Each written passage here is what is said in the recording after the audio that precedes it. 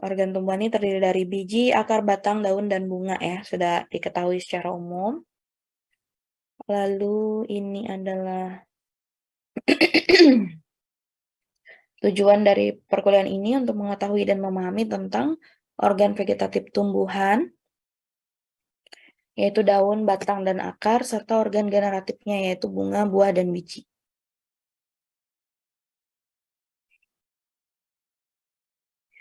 Daun. Mungkin kalau untuk morfologi dari bagian-bagian tumbuhan udah dibahas sama Ibu Vika ya. Jadi di sini paling untuk morfologinya sekilas aja.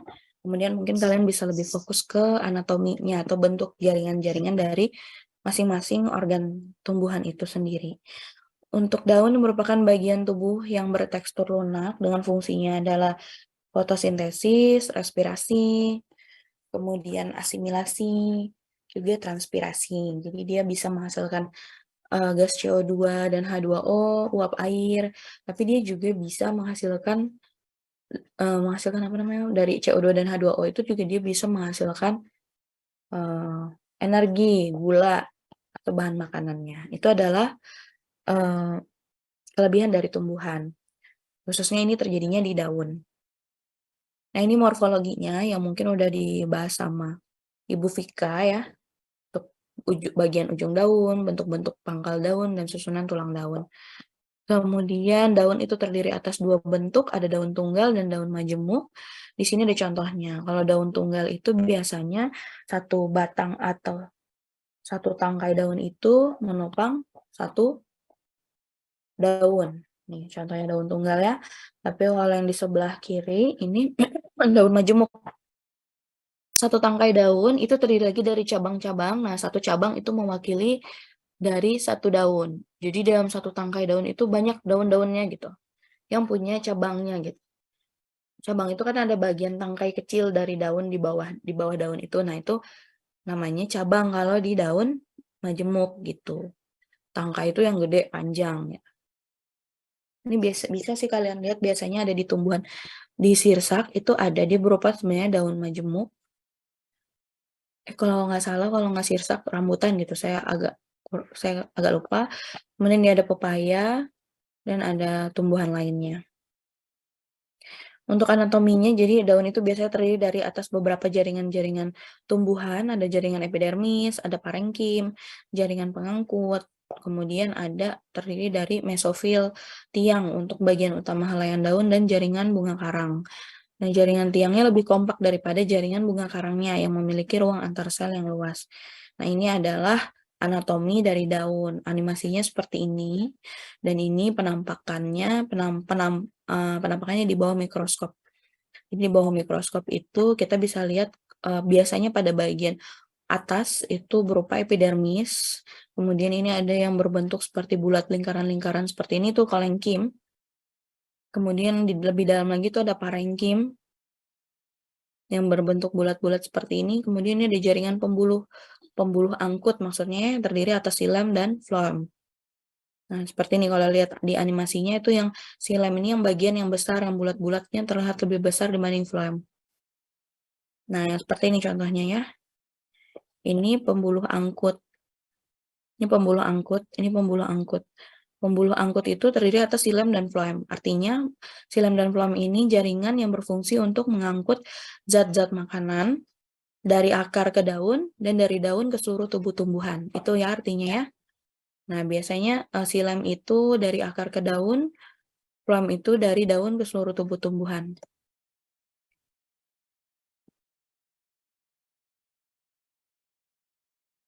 Kemudian ini contoh dari kristal kalsium oksalat dan juga ada stomata. Nah, ini stomata ya. Bentuk-bentuk stomata itu juga bermacam-macam ya. Jadi stomata itu terdapat di dalam jaringan epidermis, jaringan luar dari tumbuhan gitu. Makanya biasanya umumnya kalau kalian mengamati daun di bawah mikroskop pasti seharusnya kalau penampangnya bagus, preparatnya bagus, itu seharusnya bisa terlihat stomatanya gitu, karena dia adanya di jaringan epidermis. Stomata itu adalah celah sempit di dalam epidermis yang dibatasi oleh dua sel khusus, yakni sel penutup yang berperan dalam perubahan osmotik yang menyebabkan gerakan sel penutup mengatur lebarnya celah. Nah, ini stomata ini berperan dalam proses fotosintesis dan biasanya dia berbentuknya seperti ini, seperti bibir gitu. Khas banget gitu ya untuk stomata. Nah, ini bentuknya ya. Tapi ini kayak mah udah digambar ya. Udah bentuk gambar. Nah, ini bagian dari stomata. Nah, ini tipe-tipenya. Jadi kalau misalnya nanti melihat praktikum, entah praktikum botani, farmakognosi, yang melihat apa tuh namanya, penampang mikroskop daun, itu nanti dilihat lagi tipe stomatanya. Apakah dia bentuknya seperti ini? Kemudian apakah dia bentuknya seperti ini, bulat, anisositik, atau parasitik? Atau diasitik gitu, lebih beraturan gitu, bersekat-sekatnya. Atau actinositik seperti bintang gitu ya di pinggir-pinggirnya, atau siklositik yang dia seperti berlapis-lapis gitu. Selanjutnya ada batang, itu bagian tubuh tumbuhan yang tempat tumbuhnya daun, bunga buah yang bertekstur lebih keras dari daun. Fungsinya pasti untuk penyokong, alat perkembangbiakan juga, dan tempat peredaran air dan makanan. Nah, untuk morfologi batang itu ada tumbuhan tidak berbatang, ada yang jelas berbatang. Ini ada macam-macam bentuk batangnya, morfologinya, dan ini kita lanjut ke anatominya saja. Jadi biasanya di dalam batang itu ada jaringan epidermis dan ada jaringan dasar atau korteks. Jaringan epidermis itu biasanya jaringan yang paling luar ya. Ini untuk tumbuhan monokotil. Jadi seperti ini bentuknya kalau tumbuhan monokotil. Kalau tumbuhan dikotil dia ada terdiri atas kambium di dalamnya. Tuh. Sama-sama mempunyai korteks dan epidermis. Nah, ini adalah contoh penampang batang dari suatu tumbuhan. Jadi kalau misalnya kalian lihat yang seperti ini nih, yang bulat-bulat besar, ada kecil-kecil, itu ciri khas dari jaringan pengangkut.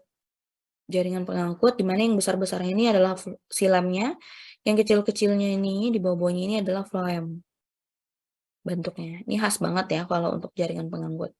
Nah, ini animasinya bentuknya seperti ini. Nah, korteks itu yang ini nih seperti pori-pori gini ya, berbentuk lingkaran-lingkaran tidak beraturan. Biasanya yang paling luar ini adalah epidermisnya.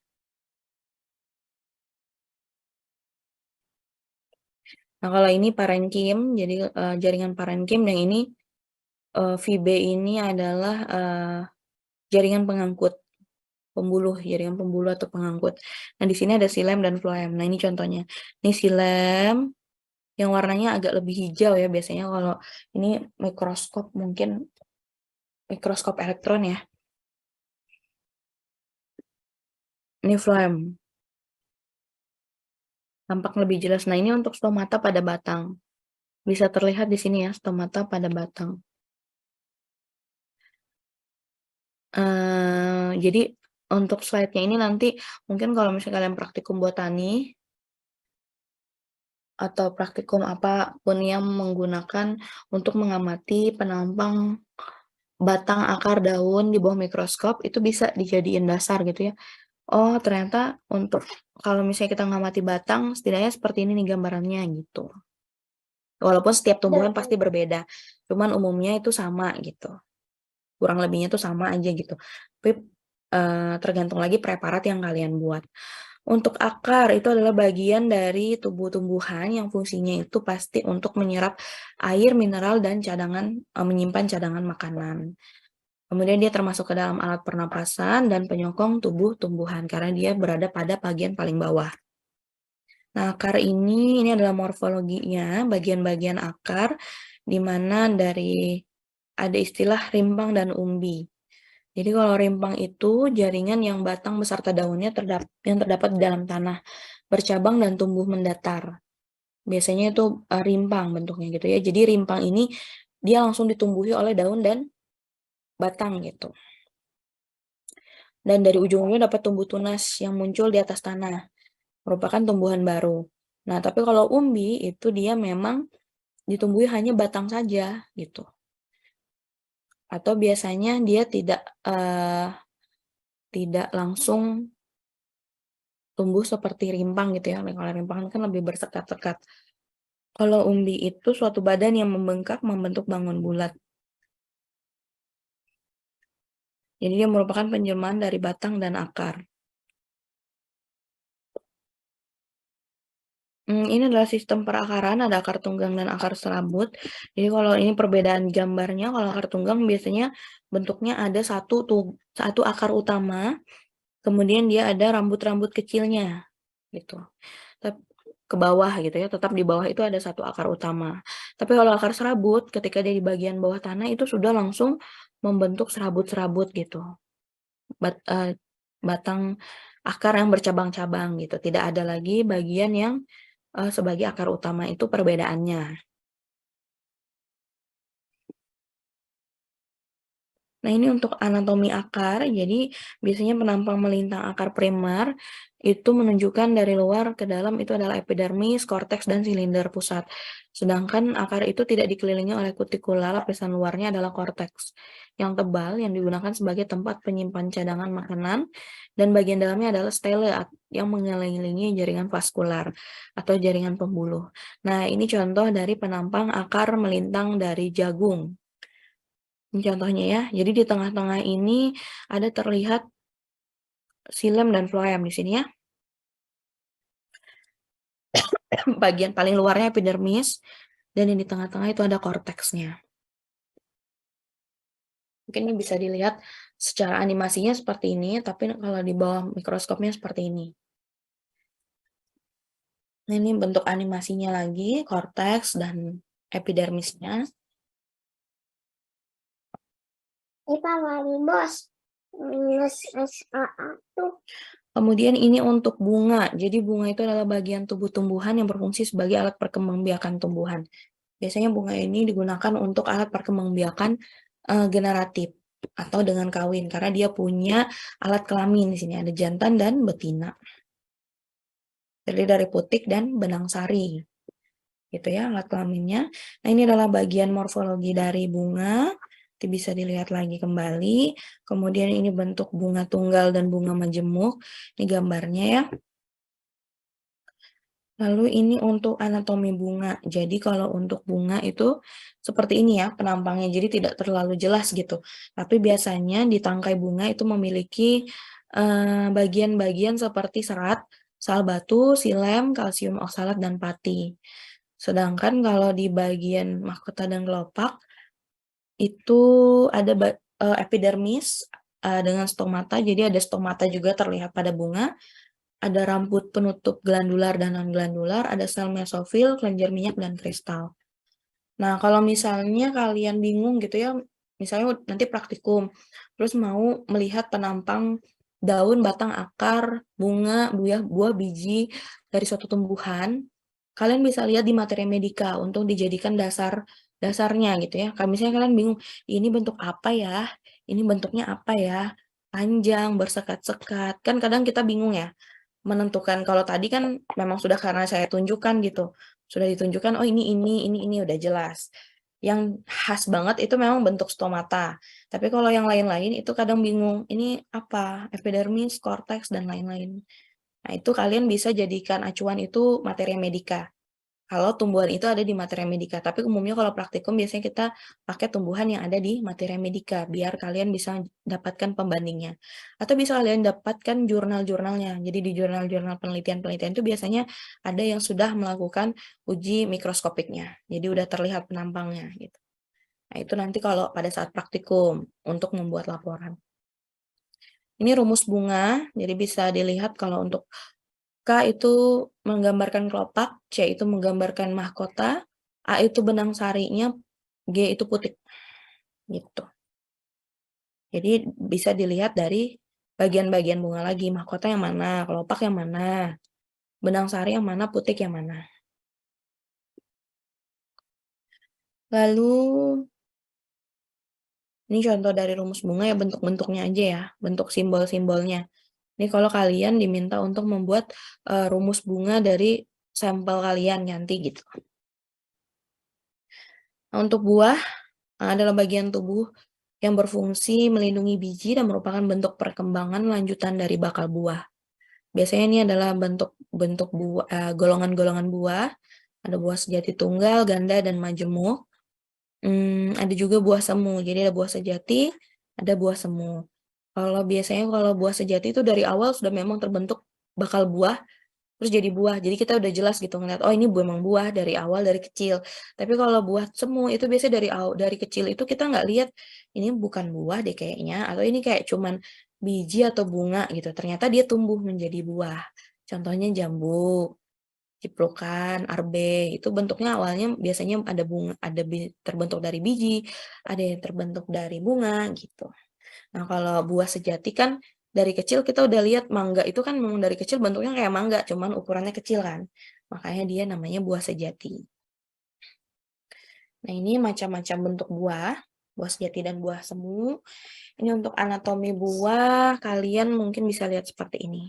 Ini sel batu pada buah ya, seperti ini ya. Gambar ciri khasnya. Dan ini epidermis. Ini kalau diperbesar lagi nih bentuknya seperti bersekat-sekat gitu. Epidermis pada buah. Memang kalau untuk bunga, buah, biji itu tidak terlalu khas banget gitu. Paling ada yang terlihat epidermis, floem, xilem, syukur-syukur dapat floem, xilem ya, biasanya stomata, epidermis, itu aja sih biasanya yang terlihat kalau untuk penampangnya. Kemudian ada biji, ini bagian-bagian dari biji, ada lembaga atau calon tumbuhan baru, yang di dalamnya terdapat bakal akar, bakal batang, dan bakal buah di sini. Kemudian ada keping biji, kemudian ada kulit biji. Nah, ini untuk anatomi biji. Jadi di dalam biji itu ada kotiledon, ada plumula, radicula, kemudian epikotil, hipokotil, skutelum, lalu ada testa, ada pelindung biji. Itu bagian-bagian dari biji, dan biasanya pada biji ini yang terlihat itu ada epidermis dan endospermnya. Tidak terlalu terlihat jelas ya, kalau epidermis pastinya bagian luar, bagian kulit biji, atau jaringan bagian luar dari biji. Kalau endosperm itu di bagian dalam. Terlihatnya seperti bersekat-sekat gitu juga ya, sama. Oke, sekian untuk pertemuan presentasi slide yang kedua ini. Sejauh ini ada yang mau ditanyakan? Waktunya udah habis ya, sampai jam 10.40 ya?